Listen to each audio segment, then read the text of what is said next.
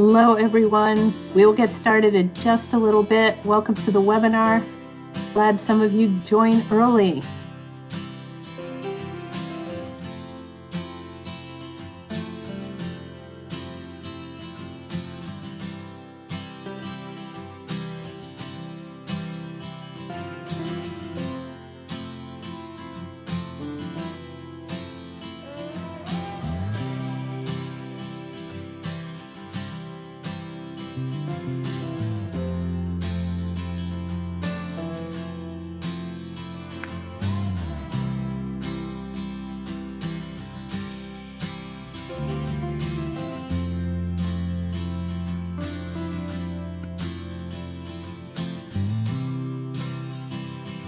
As you're coming in, let us know where you are in the world, and if you want to find the chat and put in your name and where you're calling in from, we'd love to see that.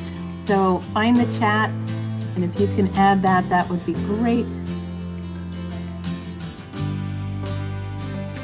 Welcome, everybody.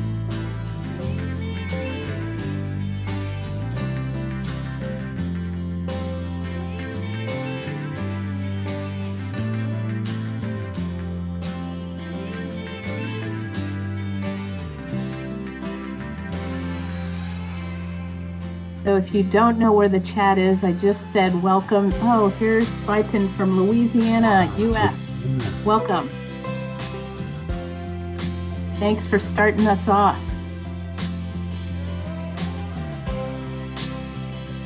We'll get started in just a minute as people join. Welcome, welcome to everybody.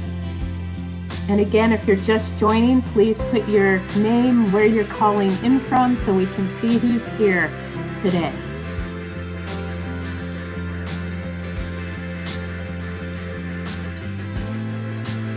And if all our speakers would do that as well, that would be fantastic.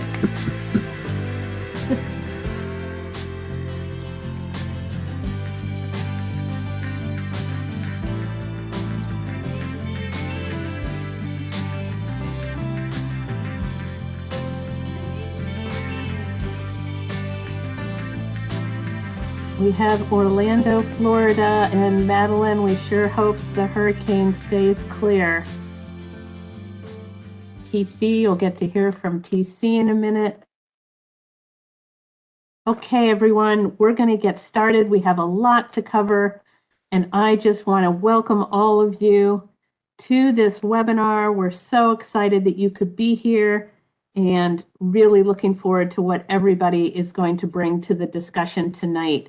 And welcome to all of you. My name is Judy Browse, and I'm the Executive Director of the North American Association for Environmental Education, and I am thrilled to be here and kicking us off. And this webinar, as you know, is all about ocean education, from thinking about education to action, and how do we collectively advance ocean literacy.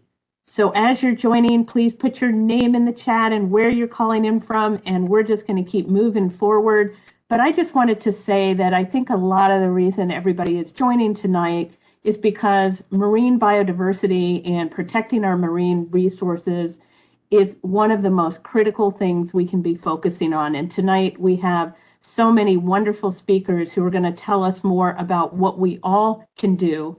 And all of us depend on marine biodiversity for our survival, and we're really excited to have the group we have here. So thanks also to EPA Taiwan and US EPA for making this possible. We're excited to have your support.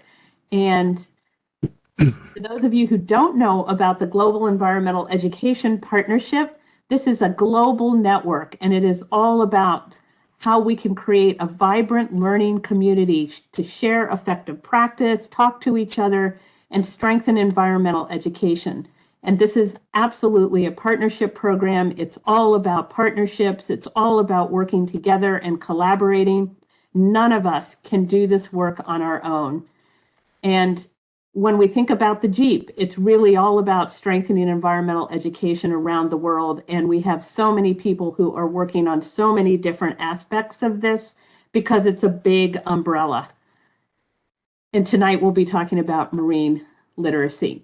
We're also about how we can build stronger networks. That is another really important part. We're all part of multiple networks, but trying to build stronger networks is really important. And NAAEE is honored to be the secretariat of the GEEP, and we run the day-to-day activities, and we work with all our hubs, including the Asia Pacific Regional Center, and you will hear more about that in a minute. For those of you who do not know about WebEx, there is the chat. That's how you can communicate with us, and we'd love to hear from you throughout. Any questions you have, any comments, any ideas, we will be monitoring the chat, and you can send a message to everyone just by typing in your message into the chat. And then we also have closed captioning, so feel free to use that as well if you'd like help with understanding. All of us speak quickly. English might not be your first language, so go ahead and click on the captions so that you can see the captions. And I do want to thank our wonderful NAAE team who are all on the program tonight. Anne, Nina, Madeline, and Andy, thank you all for all you do. And I also want to thank our Taiwan team, TC and Shin and Will, for all that you do. It is such an honor and pleasure to work with all of you. So now it gives me great pleasure to turn this over to TC, who is a professor at Taiwan Normal University. He's the lead for the Asia Pacific Regional Center. He is a leader in environmental education, not just in Taiwan, from across the region and around the world, and is such a pleasure to work with you, TC. Thank you so much for being here, and we look forward to you moderating tonight's conversation. Thank you so much.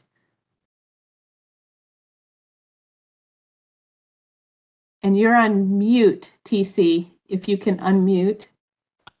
Okay, Judy, thank you very much. And perfect.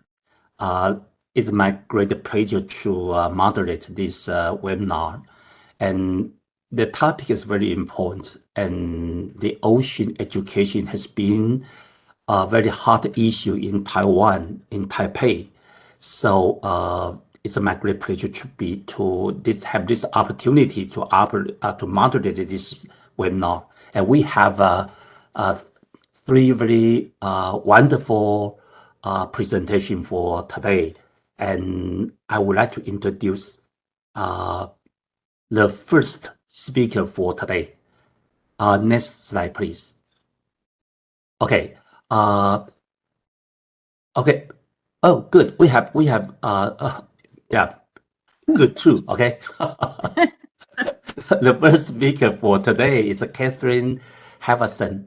Is a Emerita Senior Program Director in the Learning and Teaching Group at the Lawrence Hall of Science, University of California, Berkeley, where she also served as co-director of Marine Activities, Resources, and Education, MARE, and Director of Communicating Ocean and Climate Science.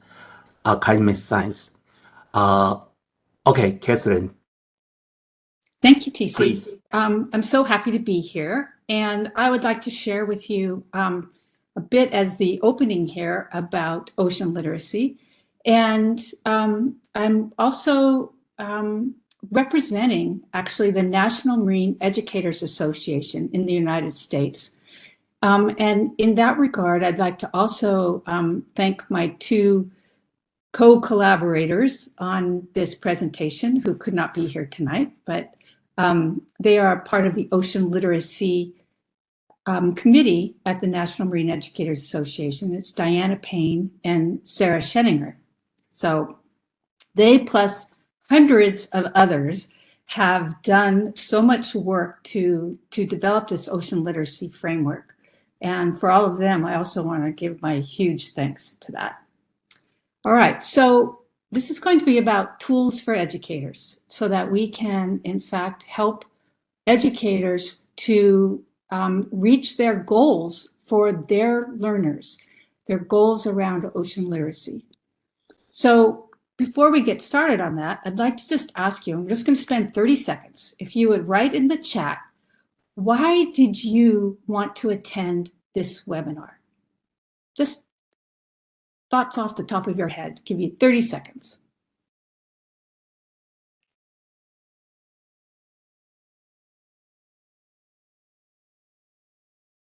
Whoops.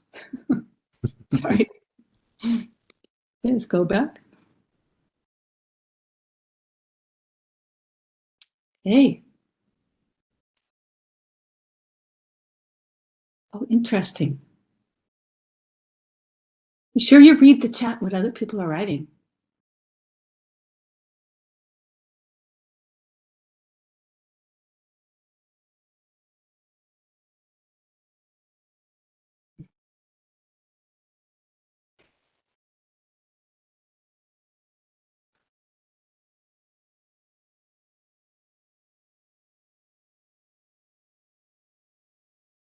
Okay, thank you all. That's very helpful. I hope you do have a chance to read what others have written there.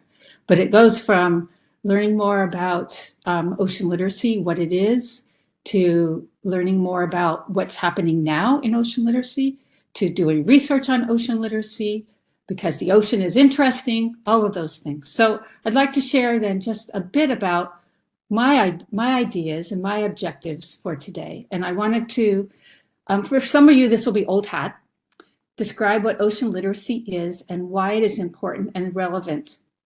And this is the big kicker, no matter where you live. Okay. Share tools for educators. So we have the ocean literacy framework, of which I'm going to be focusing on today. And we also have a brand new publication. It's called Handbook for Increasing Ocean Literacy. And both of those are to help incorporate ocean literacy into your practice, whether you be a formal K-12 or university professor, or if you are actually working in museums or outdoor education, environmental education.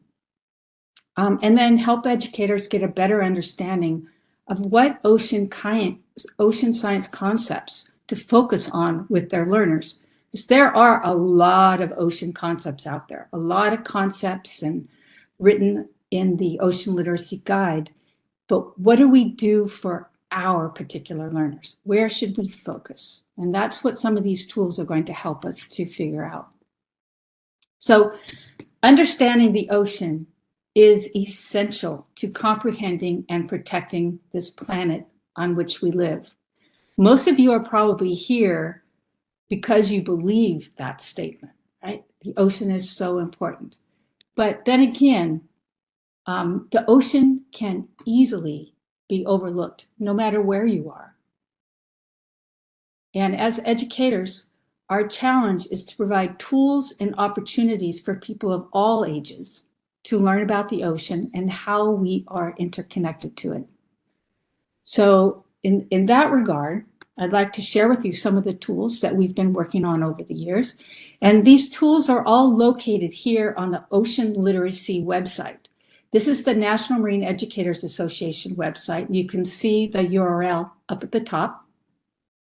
And you can see here, the ocean is the defining feature on our blue planet. All life, including our own, exists because of the ocean.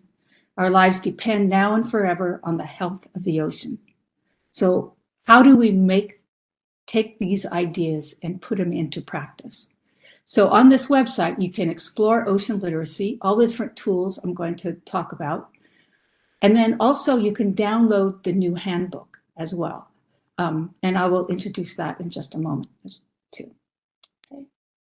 So the handbook was developed by the National Marine Educators Association with the support of the National Oceanic and Atmospheric Administration. And it's to help educators and other ocean advocates teach, learn, and communicate about the ocean. It's really intended to foster the conversation on ocean literacy and bring us closer to what Judy had mentioned about our collective goal of a global ocean literacy. And this handbook actually has two highly regarded tools, which I will talk about, to use alongside the one that you probably already know about, the Ocean Literacy, the Essential Principles and Fundamental Concepts for All Audiences. That has been around for a while now, originally developed in 2004. And it has been revised in 2013 and again in 2021. So hot off the press, almost. Okay. So the challenge, why we actually developed this in the US so long ago, 2004 was when it started. The American public was largely unaware of the importance of the ocean in their lives. And ocean-related topics were often ignored in K-12 classrooms because it seemed to be irrelevant to the existing national education standards. Ocean was hardly mentioned at all. And then few ocean scientists were involved in education and outreach. So we worked together with hundreds of scientists and educators to develop then the ocean literacy, the definition, and also the 7 big ideas or the 7 essential principles of ocean sciences, which you can see along the side here. Many of you are probably very familiar with those. And then the actual definition, it's an understanding of the ocean's influence on you and your influence on the ocean. And 2 things I really want to note about this. The first one is that ocean is singular. Even though I know it said in the webinar, it said it was oceans, but actually ocean now is considered to be singular because there is only one ocean that connects the entire globe. The other thing to note is that there are 3 parts to this definition. And one is that ocean literate person understands the essential principles and fundamental concepts about the ocean. But importantly, they can also communicate about the ocean in a meaningful way. And then they are able to make informed and responsible decisions regarding the oceans and its resources. So because of that, in this first initial idea of the ocean literacy definition and the 7 essential principles of ocean sciences, this is the guide that you're probably very familiar with, right? And in the guide, you would find that each of these principles is supported by fundamental concepts. There are a lot of fundamental concepts, 45 in the whole guide. It's a lot to learn, right? And this is what adults should know in order to be science literate. And I truly mean science literate, because you can't be science literate or environmental literate unless you are also ocean literate. And that is really the base of all of these ideas. Becoming science literate needs to be that we are very ocean literate as well. Okay, so the ocean literacy framework has 4 tools. The first is one that we already spoke about, the essential principles and fundamental concepts of ocean sciences for all learners. So we just call it the Ocean Literacy Guide. But this is, remember, is what you should know at the end of 12th grade, high school in the US, or as an adult. But it doesn't really provide you a roadmap for younger grades or younger students. Like, so, okay, but what should my 2nd graders know? Or my 5th graders? Or my 8-year-olds? So forth. So what was developed was the ocean literacy scope and sequence. This is what provides the roadmap. This is what helps you to understand, what should I teach my students? What should they know? Okay, we're going to show more about that in a moment. The third tool is the alignment of ocean literacy to the next generation science standards. Now, the next generation science standards have been adopted or adapted in 45 states here out in the United States. And the reason I'm showing it to you, because likely you have not adopted next generation science standards if you're not in the United States. But what people have found is that it's a really good model for thinking about how to align your own standards to the ocean literacy principles. So I'll just show you what the model looks like. And finally, the International Ocean Literacy Survey is the 4th tool. And some of you might have actually had your students take this survey. Okay. So to look more deeply at the ocean literacy scope and sequence, that 2nd tool, I just did a screenshot from the website, and you can see that each principle then has an area where you can then look to see, I am teaching grades 6 through 8. I'm in middle school. I'm teaching middle school. I have, 12-year-olds, whatever. So what you can do is look for your principal, go to your grade level, and click on that button, and it's going to take you to, this is what you should likely be teaching your students. Okay, so there's actually, this is set up for all 7 principals. So let's take a closer look. For Principal 1, let's say Principal 1, grades 3 to 5. This is the conceptual flow map. This is how we organize the ideas to share with this particular grade level for this particular principle. Oh, actually, it's Principle 3. The ocean is a major influence on weather and climate. So you read from the top to the bottom and from left to right. So first, you teach about weather before you teach about the water cycle. You see those 2 up at the top. And you go down the line, getting to smaller and smaller ideas as you go down. Okay? And then you start moving towards the right. Here's another conceptual flow for Principle 4 for grades 6 through 8. You can see again the flow of logic. These are really built on how people learn and how to build the concepts as you go through the grade levels and becoming more and more complex ideas. Okay, so these scope and sequence flows are a really versatile tool, and here are some reasons for that. They describe the developmentally appropriate concepts to teach at each grade level. They graphically illustrate the relationships among the concepts.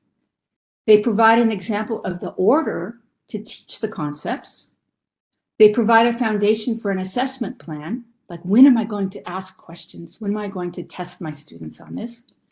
They're accessible and useful, and they're consistent with learning theory and cognitive science. It's based on how people learn, is how these were designed. Okay. So briefly, I want to mention the third tool now, which is the Ocean Literacy and Science Standards Alignment. So why was this alignment needed? In the next generation science standards, there are many places where the connection to ocean literacy is obvious. So that's a no-brainer. That's great. For instance, it might say the ocean, there is one ocean in both the scope and sequence and also in the science standards. But there are many more places where ocean literacy is essential to understanding that content standard, but the connection isn't obvious at all. So we wanted to write out a rationale as to why that connection should be made. There's a lot of terrestrial bias that remains in the next generation science standards. For instance, in 5th grade, they talk about plants needing air and water. That's it. They don't talk about primary productivity in the ocean, or that most of the oxygen in our atmosphere came from the ocean, and so forth. Don't mention ocean. And then the ocean literacy scope and sequence is more explicit and grade level appropriate than the guide. Remember, the guide is like what an adult should know. But the scope and sequence provides more connections to the content standards. It's more detailed, so we can see where those connections lie. Okay, so here's the model I wanted to show you. The only thing I want to say about this is you can see the color coding here, and that color coding in the chart matches the color coding on the left-hand side here. So this is the rating that people have found really, really helpful. So if something got a 1, it means there's a strong verbatim alignment between the ocean literacy work and the standards work. If it got a 2, it meant that understanding this ocean concept is essential to understand fully the core ideas in the next generation science standard. You really need to know this ocean concept if you're truly going to understand what was in the content standards. Number 3 is it serves as an excellent example for understanding those core ideas in the standards. And 4 is The standards core ideas are building blocks to really better understand ocean concepts. So those four, it's not a rank of order of importance. They're all important. They're just different ways of looking at it and different ways of aligning the standards to the ocean literacy principles. So the way that we suggest using this framework in your teaching is you first look at the ocean literacy guide and figure out, okay, what essential principles and concepts do you want or need to address with your learners? What standards do you need to address? Okay, you figure that out. Then you look at the scope and sequence for the principle at your learner's grade level and figure out, okay, here's exactly what I want to focus on. And then you choose an activity that addresses those concepts. And this is really important because often as educators, we might start with an activity that we like and then see where it fits some of the big ideas, rather than starting with the big idea we need to address and then find an activity to address that. Okay, so here's that handbook. And the handbook is available at oceanliteracynmea.org for a free download. It's available online and in print. There's an accessible version of the scope and sequence for people with visual impairment. And it includes those two really important tools, the scope and sequence and the next generation science standard ocean literacy alignment. Okay, I want to thank you very much. And also you can see how you can reach me here. And TC, can you tell me, do we have time to do a quick reflection?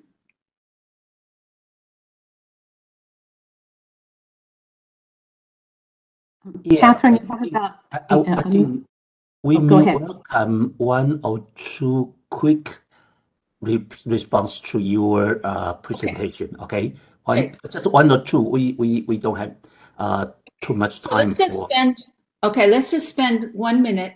And what you can do is you can write again in the chat box, what are you most excited about or interested in? What are you still wondering? And most importantly, how will you use what you learned today about ocean literacy? So just a few ideas in the chat box, and then you can think about this later. So thank you very much.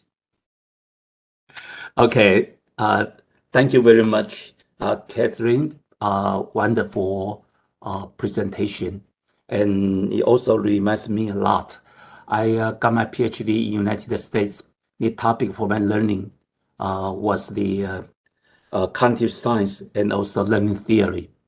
And my professor was very famous researchers in the concept mapping. So yeah, it's wonderful, and we are, of course, very theoretical. When I came back to Taiwan, I got into the field of environmental education. So that's a little bit different from the science education. So in the field of environmental education, very focusing on the behavior and action. But yeah, the presentation you just made, yeah, very good foundation from the very conceptual oriented and very good foundation for the ocean literacy. So yeah, it's perfect. Thank you very much. And we, after all the three presentations, we are going to have a discussion. So we wait for all the presentation. So thank you, Catherine. Now we are going to have the second presentation. And I need the, okay, good. Okay. For the second presentation, as Anna Oposa.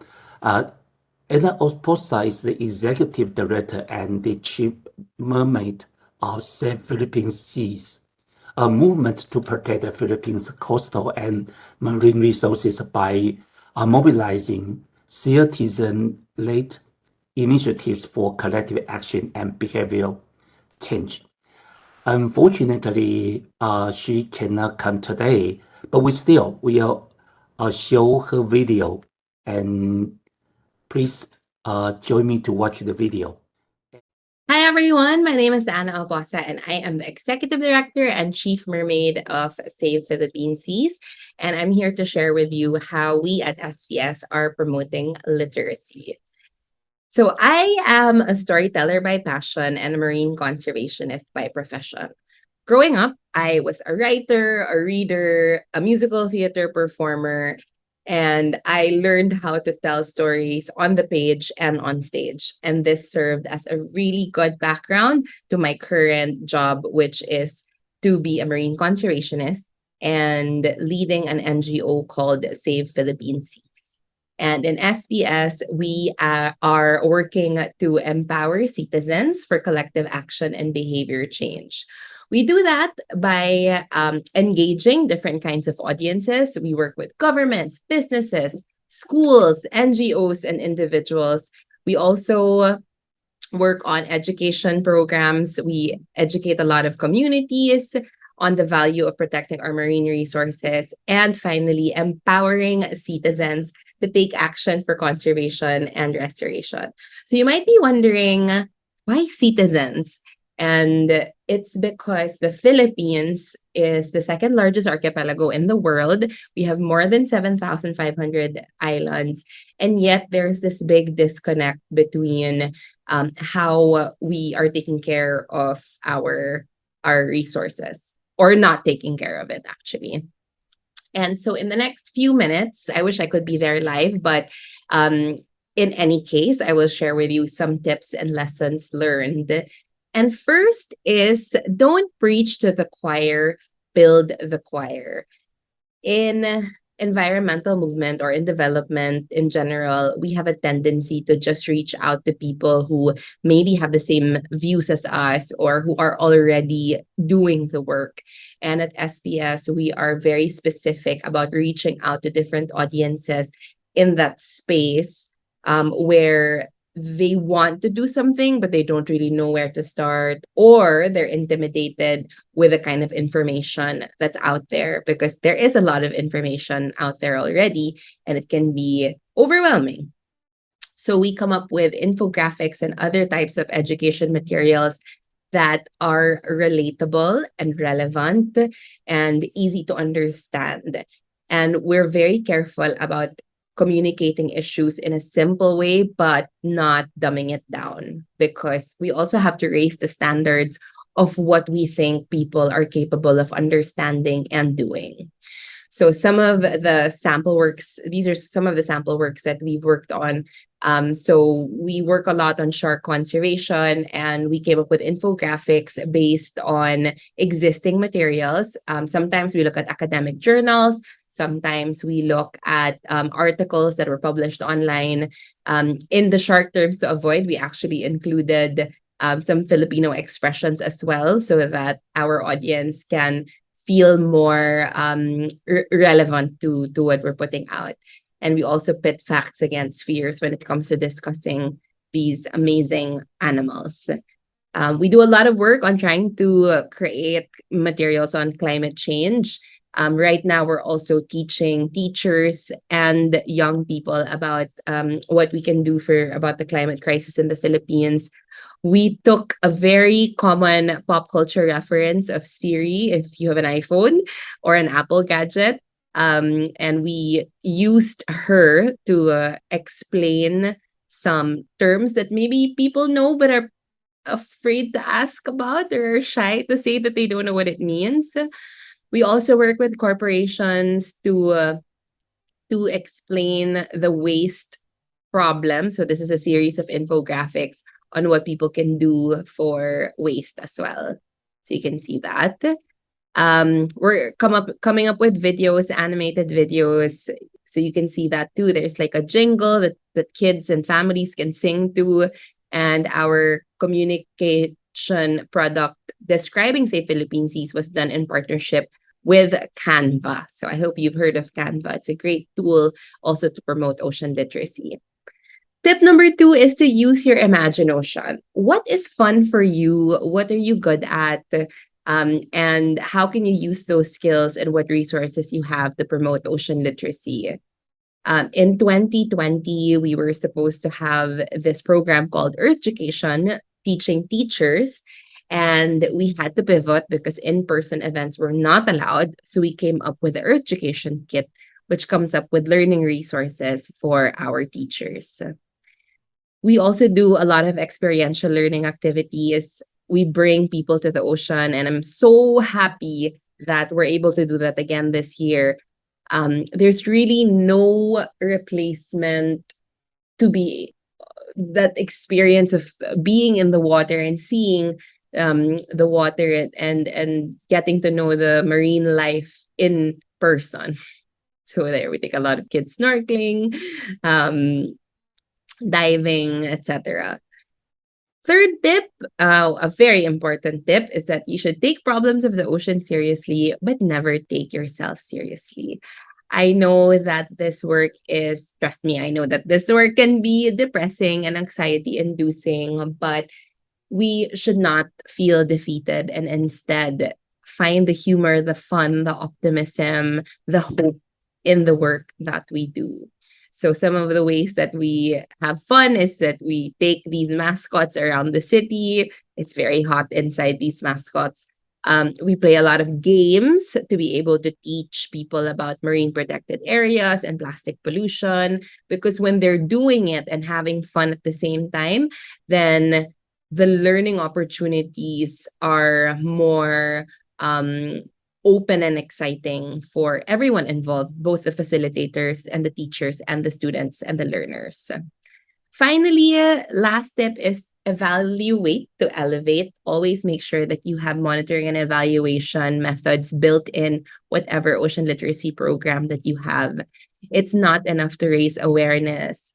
You have to be able to turn education into what we like to say, edu action. How are we transforming that information for people to be able to take action and do something? And you have to have very specific key performance indicators or success indicators to make sure that you are on track.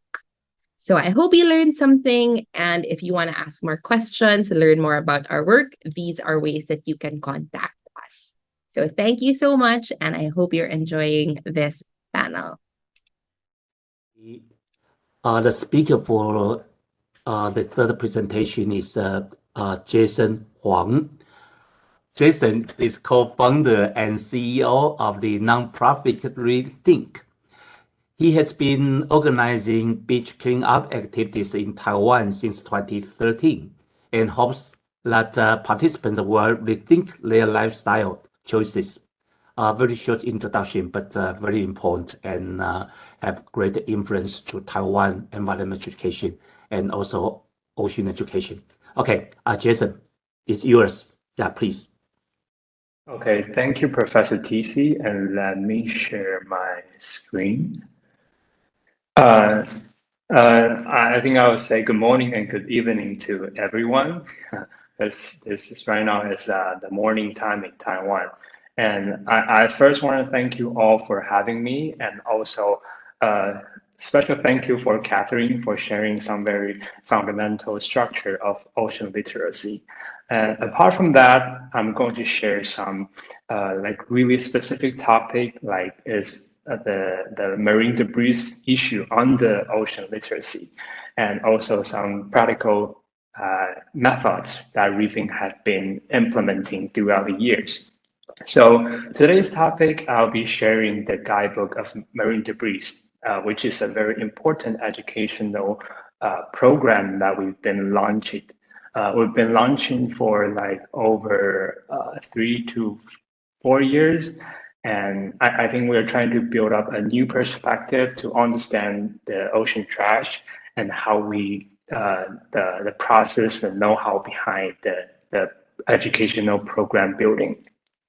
And to make a short introduction about myself, I'm Jason Huang from Taiwan, and I'm the current CEO and the co-founder of Rethink Environmental Education Association. I would just say Rethink because that's such a long name. And my background and work experiences, I I think I would say interesting and kind of non-typical, because I majored in English actually, but later on I devoted myself into like startup areas, and later on I launched, we founded Rethink as an environmental NPO, and we try to build Rethink as a very digital and solution-oriented NPO, and try to solve the problem through design thinking and social design and innovation.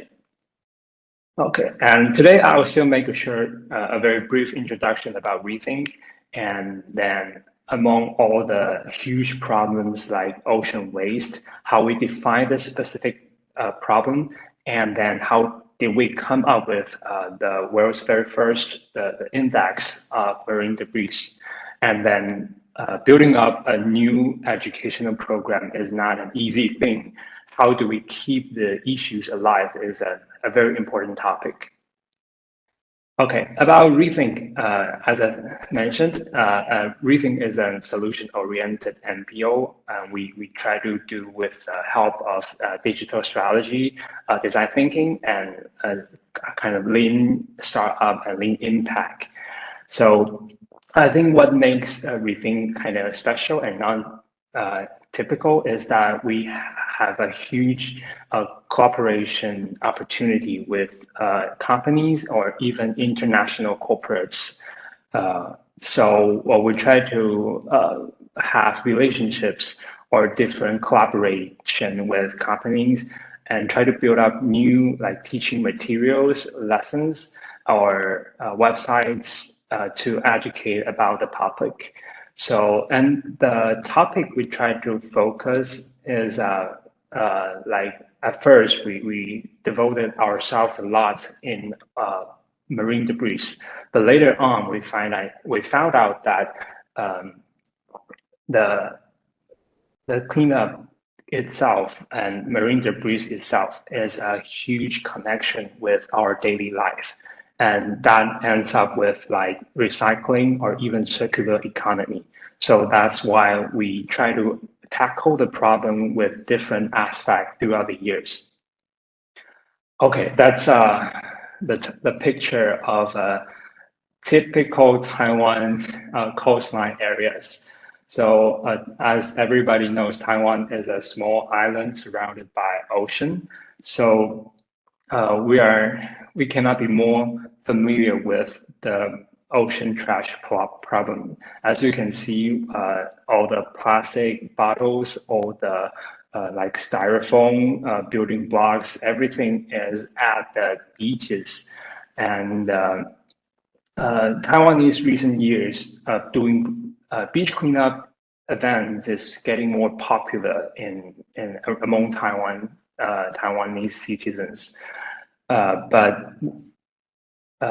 while it's gaining great public attention, we found out another problem that beach cleanup is never the solution if you want to clean up the ocean, because I think everybody has been participating in maybe one or more than 5 events throughout the years.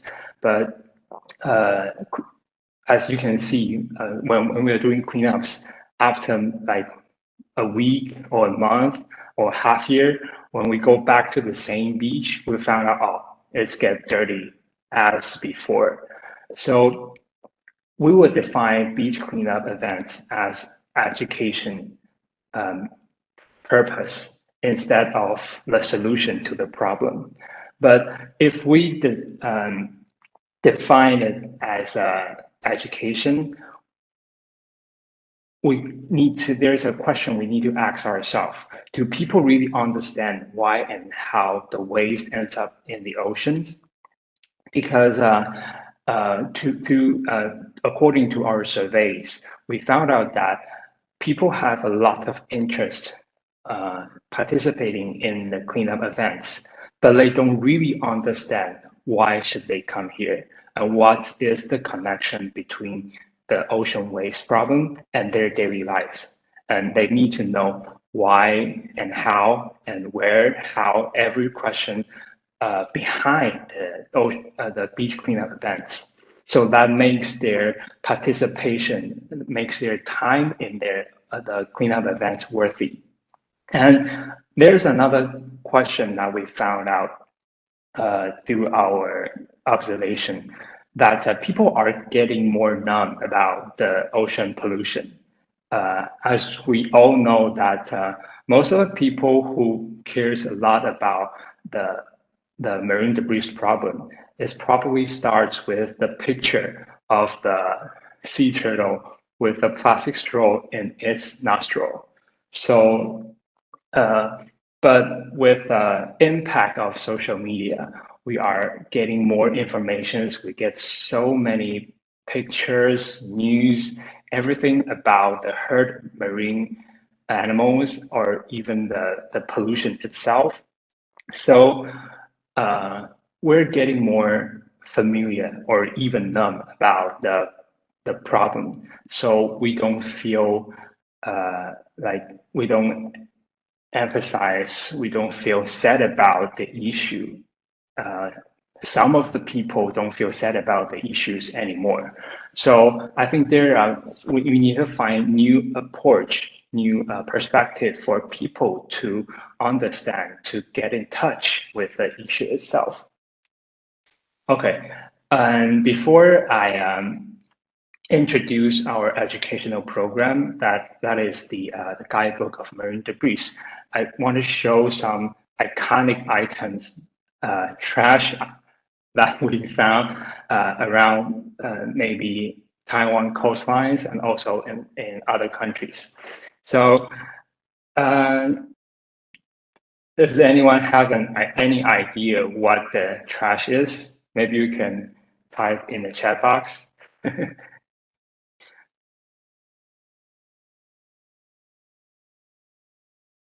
Okay, there are some highlights of these trash items. First, it's a food package, apparently. But one of the highlights is that it is not from Taiwan, but that's from mainland China, as the Chinese itself is simplified Chinese. And the second, there are 2 holes on the food package. That's actually the bite marks from marine animals. And that's while we are doing ocean cleanup events, we try to educate people that the trash itself is, there are so many hints, there are so many information behind one single little trash behind there.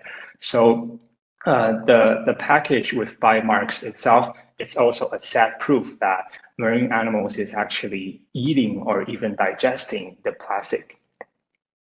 And then the second iconic trash is apparently a lighter, but it is not that simple. It is actually the lighter from Midway Island. As everybody knows, there are like the albatross documentary from Midway Island, that the albatrosses are eating and digesting or even feeding the plastic to their babies. So this is actually a lighter from a dead albatross stomach from Midway Island. And the lighter is floating all the way from Taiwan to Midway Island. So the reason why we are building up this index, the online index, is that we try to enhance the knowledge of cleanup participants. While you are doing cleanup events, you are getting to know more hints, know more information behind every single trash items and the story, the impacts, the negative impacts of every trash and how you are involved with the issue. So that's the core reason why we start to build up the index itself. Okay, so after introducing some iconic items, there is a very short clips to of the project. So as you can see, we collect every trash items from the beach or coastlines, and try to document it by photography shooting and redesign it into an online website. So yeah, to sum up, the program itself, we have over 100 iconic trash items, and English website and Chinese website is provided, and also with some handbooks. While we are doing the educational tour around Taiwan, we give out handbooks for people to understand more about those trash items and all the reasons and logic behind it. And while we are creating the guidebook of marine debris, we define it not only just a tool to understand, not only a website for people to click in and have a look, but it's actually we would define it as an innovative system, try to make people have more involvement with the issue. So at first, we will do launching like beach cleanups and try to appeal to people and let them participate in. While people are in the event, we try to gamify the cleanup events by sending out, by announcing missions for them, like because there are different marine debris in different areas. So we will like saying, oh, hey, everybody, today we're gonna find, we are in Tainan, one of the coast area in Taiwan, and there are so much styrofoams around here due to the oyster farming industry. So today's mission will be you find the coolest styrofoam with the coolest shape, maybe with some, I don't know, marine creatures on it. And people will donate their trash to us so that we can build on the database. And after redesigning and uploading all the trash, we will launch our website. And then we use this educational materials into our national education tour to focusing on like junior to senior high school students, and that then understand all the trash and that then interesting in participating more cleanup events. So you can see that's like a system and a circular here. So we're just not like teaching them, but we try to enhance their involvement, their participation in the meanwhile. So the program is still going on. As you can see, more strange and ridiculous trash is still out there. As you can see, the kid is holding the toilet lid, and we try to we combine with some bro games for people for students to really get involved with this issue, not just like a lesson learned, but also they can be the problem solver and with a larger scale to understand how they're going to solve the trash problem with the most efficient method. Okay, after the marine debris topic, next, we try to keep the issues alive. As mentioned, building up an educational program is not an easy thing. We try to prolong its impacts and its involvement with people. So as we all know that doing cleanups and ocean trash issues is not the solution. We need to guide people to know more about how their daily life is affecting the ocean or the environment. So we are tackling more topics on recycling and circular economy in recent years. So we're like both of the topics are Rethink main goal right now. So we tackle these two topics with different, similar methods and like education programs and also websites launching. And I'll just make a very brief introducing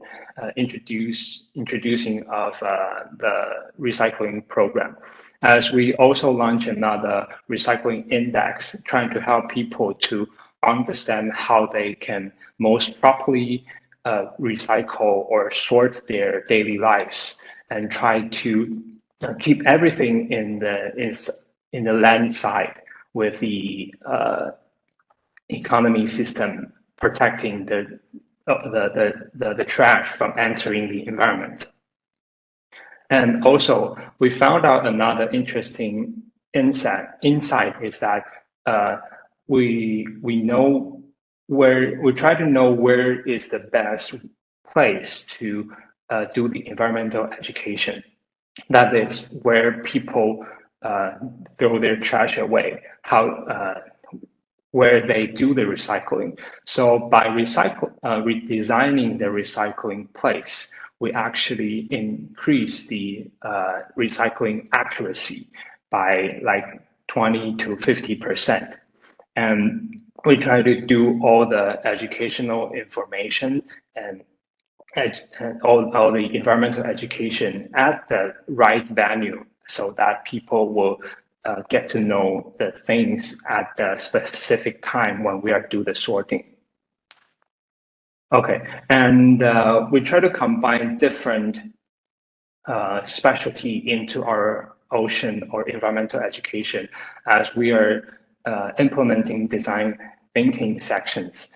We are not just trying to enhance students' awareness or knowledge. We try to provide their right attitude or skills, or even participations for their during their design thinking courses. So first, we're gonna guide them to discover all the plastic or trash problem around their campus. And then we guide them to redesign their recycling bins, or even the promotion. They can educate their peers or students around the campus.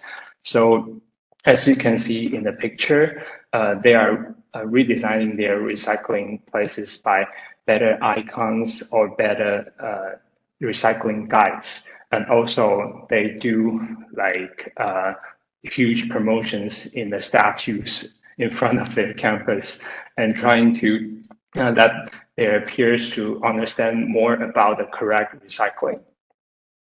Okay, that's pretty much my today's sharing. And I think the core point of my presentation is that Rethink is really trying to find the entry point of environmental education in their daily lives, because environmental education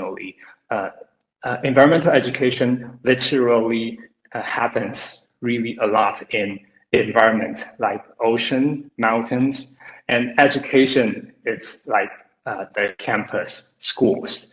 But we try to implement everything back to their people's daily life. While they are scrolling Facebook, while they are in their company building, everywhere, we try to connect people's daily life with ocean education. And that's what Rethink is working on. Yeah, thank you very much. Okay, thank you, Jason. Very creative, and thank you very much for the presentation. I think our participants are going to have would like to have a QA, and I just read a message in the chat room. Would like to be work with Rethink, and also to be volunteer with Rethink. So I kind of proud of we have such a wonderful group of young people in Taiwan to promote the idea of like Rethink. And so yeah, it would be great if I think Rethink will welcome everyone to join, and especially for the foreigner to teach EE environmental education in Taiwan. So of course, I'm not represent of Rethink, but I think Rethink will be will very welcome all the people to join. Am I right, Jason? Yeah, absolutely. Rethink is very open to like everybody with different specialties and from different aspects. Like we've been collaborating with different companies like information design, website design, video shooting, and different like sponsors like the banks, the food delivery service.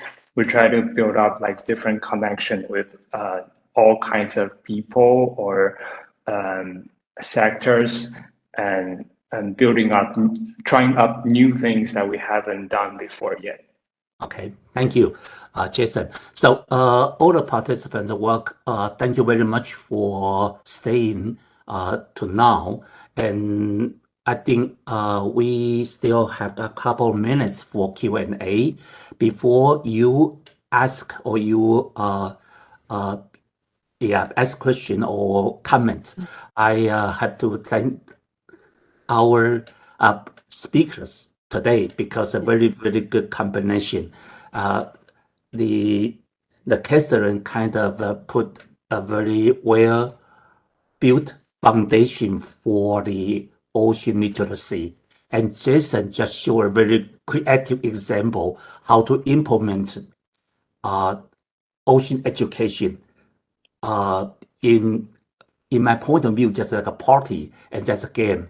It's really inspiring for the practitioners of the environmental education. Okay, so any question or comment? TC, one other question for Catherine was, how do you balance marine literacy with everything else that's going on? How do you make marine literacy, you know, in a world where climate change is the big, umbrella? What are some tips and tricks on how to bring marine literacy? That was one of the questions that came in. Mm-hmm. I love that question. And that's actually a really important point. Part of the thing is that it feels like ocean has been left behind because oftentimes that connection between the climate and the ocean is not made explicit. And that is where we really need to go. It's making sure of that.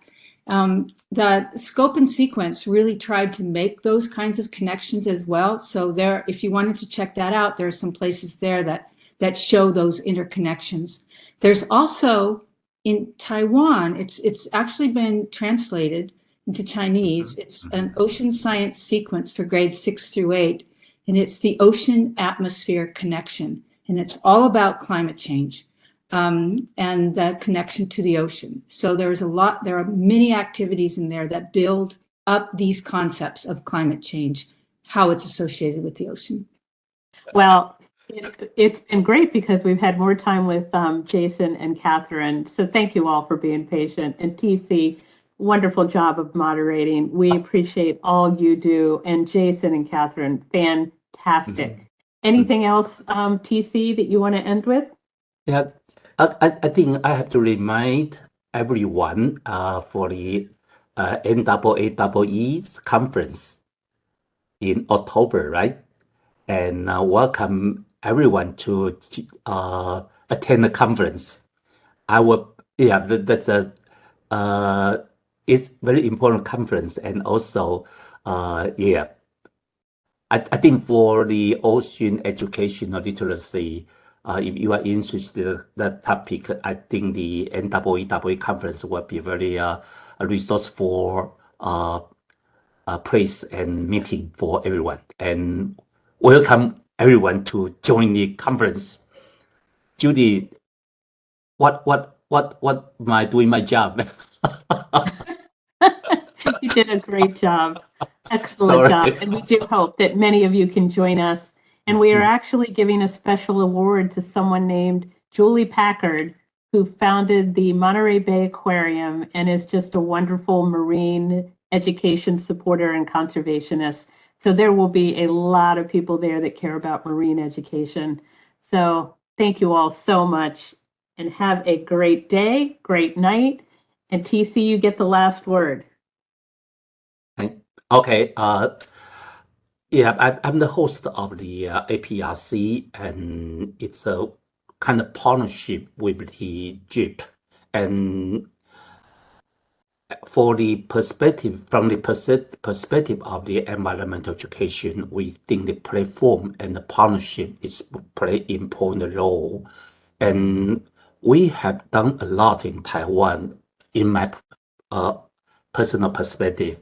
So we think we need to make some contribution to global society. So that's the reason we a strong supported project GEEP and also the APRC, and that's the reason we also have for this webinar. So thank you very much, Judy. This morning I thought that you have been a very important part of the history of environmental education in Taiwan.